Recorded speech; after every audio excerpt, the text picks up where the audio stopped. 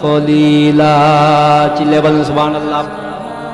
মহিলা বললেন, আমার 3টা ছেলে আছে, একটার নাম ইব্রাহিম, আরেকটার নাম মুসা, আরেকটার নাম ইয়াহইয়া। সুবহানাল্লাহ। দেখছেন, আজকে আমরা নাম রাখি, কি নাম রাখি? শুভ রহমান, বাতাসা খাতুন, অক্সিজেন বেগম। এরপরে কি আশ্চর্যজনক নাম, মানে নাম দেখলেই আপনার দাঁত ভেঙে যাবে। সাগর, আকাশ, ঝর্ণা, স্নিগ্ধা, এগুলোকে নাম হলো আপনি বাবা, আপনি মা। সন্তান জন্মগ্রহণ হওয়ার পরে সর্বপ্রথম যে দায়িত্ব আপনার উপর, সেটা হচ্ছে সন্তানের একটা ভালো একটা নাম রাখা।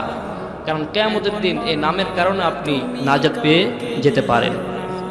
আব্দুল্লাহ ইবনে মুবারক রাহমাতুল্লাহ আলাইহিকে ওই মহিলা তিনি কোরআন দিয়ে জবাব দিয়ে দিলেন। মহিলা তার সন্তানদেরকে বাজারে পাঠালেন, সন্তান তার জন্য কিছু খাবার নিয়ে আসছে। এতক্ষণ কষ্ট করছে না, তো তার জন্য একটু নাস্তা পানির ব্যবস্থা করছে আর কি। এবার মহিলা কোরআন দিয়ে আব্দুল্লাহ ইবনে মুবারক রাহমাতুল্লাহ আলাইহিকে খাবারের জন্য বলতেছে, কুলু ওয়াশরাবু হানিআম বিমা আসলাফতুম ফিল আইয়ামিল খালিয়া।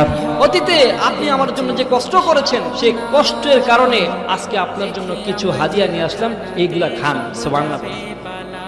আব্দুল্লাহ ইবনে মুবারক রাহমাতুল্লাহ আলাইহি ওই মহিলার সন্তানদেরকে ডাকলেন, ডেকে বললেন, বাবারা, তোমার মা কত বছর যাবত এভাবে কোরআন দিয়ে কথা বলে।